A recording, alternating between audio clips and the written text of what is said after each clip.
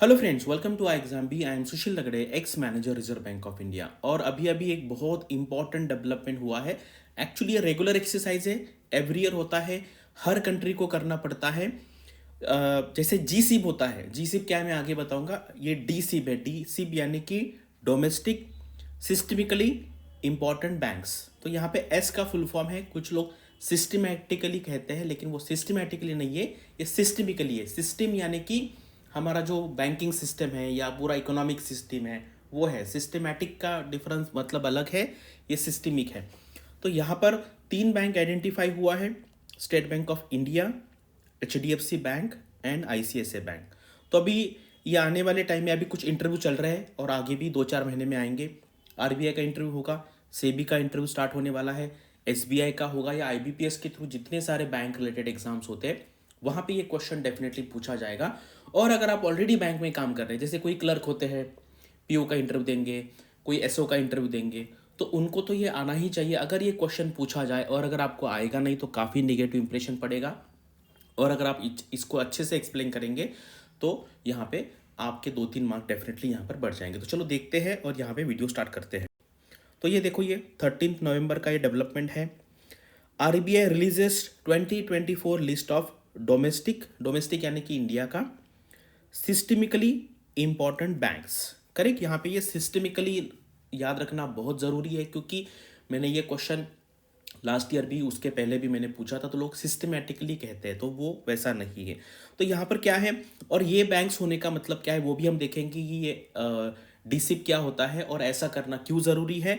आपको पता है, आपने बेसल नॉर्म्स पढ़ा होगा, उसमें आपको कैपिटल एडिक्वेसी पढ़ा होगा, तो उसमें हमें कैपिटल रखना पड़ता है। तो यहाँ पर क्या है, additional common equity tier 1 CET1 जो रिक्वायरमेंट है वो यहाँ पे फुलफिल करना होता है, क्योंकि ये रिस्क बढ़ जाता है। इसको हम टू बिग टू फेल भी कह सकते हैं, यानी कि ये ऑर्गेनाइजेशन इतना बड़ा हो गया है कि नॉट अ सिंगल कंट्री और government can afford to fail such a kind of a institution. जैसे आपको पता है कि जब ग्लोबल फाइनेंशियल क्राइसिस हुआ था 2008 के टाइम पे, लेमन ब्रदर्स है, उसके बाद बहुत सारी जो ऑर्गेनाइजेशंस है US की फेल हो गई, और वो इतनी ज़्यादा इंटरकनेक्टेड होती है पूरे बाकी बैंकिंग सिस्टम से, इकोनॉमिक सिस्टम से, कि पूरे कंट्री पे फ़र्क पड़ता है। तो इसलिए यहाँ पर एक्स्ट्रा कुशन के लिए एडिशनल RBI ने क्या किया और इंटरनेशनल लेवल पे भी एडिशनल कैपिटल प्रिस्क्राइब किया। तो यहाँ पे SBI को एट प्रेजेंट अभी 0.6 एंड 0.20 है, लेकिन अभी 1 तारीख से यहाँ पे लिखा। देखो, ये ऐसे एग्जाम्स, ऐसे क्वेश्चंस ना एग्जाम में बहुत आते हैं। RBI जैसे, नाबार्ड जैसे डिफिकल्ट लेवल के एग्जाम्स होते हैं वहाँ पर आते हैं, और इंटर में भी पूछा जा सकता है। तो अभी आने वाले 1 तारीख से यहाँ पे एडिशनल 0.8% यहाँ पे जो कैपिटल है वो एडिशनल रखना है। HDFC के लिए 0.5 है, ICICI के लिए 0.2 है। वो जितना बड़ा बैंक है उतना ज़्यादा कैपिटल यहाँ पर रखना पड़ता है। ठीक, करेक्ट। RW आपको पता होगा, रिस्क वेटेड एसेट। तो हमारा कैपिटल एडिक्वेसी रेशो है CAR, या इसको हम CRAR भी कहते हैं। करेक्ट, इसका फॉर्मूला होता है कैपिटल, ठीक है, capital upon risk weighted assets. तो रिस्क वेटेड एसेट यानी कि एसेट का मतलब क्या है, लोन। तो हर एक लोन जो है उसकी, मान लीजिए 100 रुपीज़ का लोन है, तो डिपेंडिंग अपॉन इस रिस्कीनेस, जैसे अगर होम लोन है तो 100 रुपीज़ के लिए हमें 100 ही रखना पड़ेगा। फॉर एग्जाम्पल दे रहा हूँ मैं, अगर रियल एस्टेट का कुछ एडवांस है या कोई क्रेडिट कार्ड का लोन है तो 100 रुपीज़ के उसको 125 कंसिडर किया जाएगा, उसको 150 कंसिडर किया जाएगा, क्योंकि उसका रिस्क ज़्यादा है, इसलिए उसको रिस्क वेटेड एसेट कहते हैं। इसके बारे में मैंने और भी वीडियो बनाए हुए हैं, वो उसका भी लिंक मैं कमेंट सेक्शन में डालता हूँ, वहाँ पे आप देख सकते हैं। ठीक है, ये हो गया। अब यहाँ पर देखिए कि अभी GCB है, ये क्या है, ग्लोबल सिस्टमिकली इंपॉर्टेंट बैंक्स। तो ये देखो, ये इन्होंने यहाँ पर अलग से, जैसे ये अलग अलग बकेट यहाँ पे दिया हुआ है। यहाँ पे ये एम्प्टी है, इतना बड़ा कोई बैंक नहीं है कि 3.5 के बकेट में डाला जाए। अब यहाँ पे देखिए, ये है JP Morgan, JPMC, bank of America, city group, HSBC। उसके बाद ये चाइना के कुछ बैंक्स है, बार्कलेज है, BNP पारिबास, ये सारा आप यहाँ पे देख लीजिए। ठीक है, और इंडिया का 3 आपको पता है, SBI, HDFC and ICICI bank. तो अभी यहाँ पे देखते हैं कि ये क्या है। ये ना RBI के वेबसाइट पे ये काफ़ी बड़ा डॉक्यूमेंट है, ये 20 पेजेस का है। इंपॉर्टेंट क्या है वो यहाँ पे मैं आपको पढ़ के दिखाता हूँ। सम बैंक्स, जैसे मैंने इनिशियली बताया, ड्यू टू देयर साइज, यानी कितना बड़ा बैंक है, cross jurisdictional activities. Cross jurisdictional यानी कि कुछ कुछ बैंक्स जैसे मान लीजिए यूएस में है, यूके में है, इंडिया में है, जापान में है, सिंगापुर में है, तो वहाँ के अलग अलग जुरिस्डिक्शन का मतलब लॉज अलग अलग होते हैं, तो उसके वजह से भी उनका इंपॉर्टेंस बढ़ जाता है। कॉम्प्लेक्सिटी कितनी है, लैक ऑफ सब्स्टिट्यूटेबिलिटी, यानी कि हम उसको सब्स्टिट्यूट नहीं कर सकते हैं। Interconnectedness become systemically important, system के हिसाब से उसका इंपॉर्टेंस बहुत ज़्यादा है, वो फेल हो नहीं सकता या होना नहीं चाहिए। The disorderly failure of these banks has the potential to cause significant disruption to the essential services they provide to the banking system, complete system की हम बात कर रहे हैं, and in turn to the overall economic activity. Therefore, the continued functioning of systemically important banks is critical for the uninterrupted availability of essential banking services to the real economy.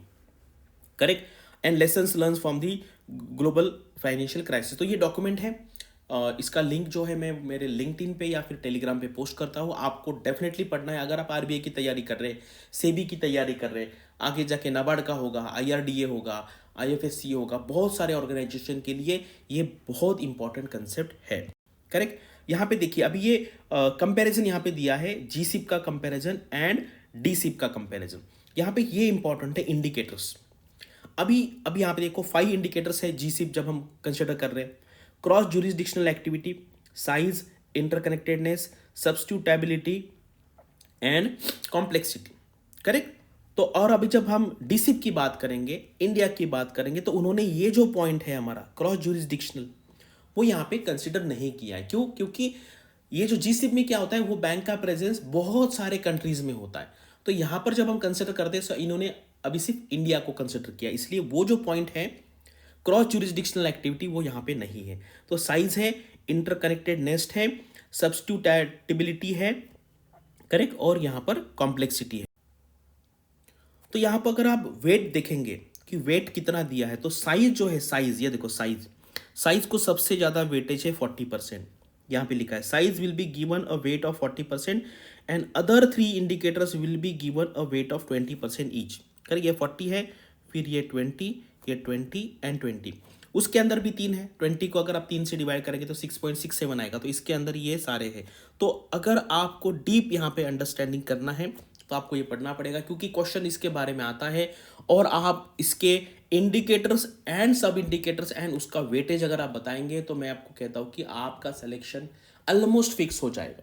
क्योंकि क्या होता है ना, कभी कभी वो देखते कि आप कितना डीपली पढ़ते हैं। जैसे एक अंडरस्टैंडिंग है कि भाई डीसिप क्या है, कोई कैंडिडेट्स कहेगा मुझे पता नहीं, दूसरा बताएगा सर यस मुझे डीसी पता है, उसका फुल फॉर्म पता है, जीसी पता है, ओवरऑल जैसे हमने वो पैराग्राफ पढ़ा वो पता है।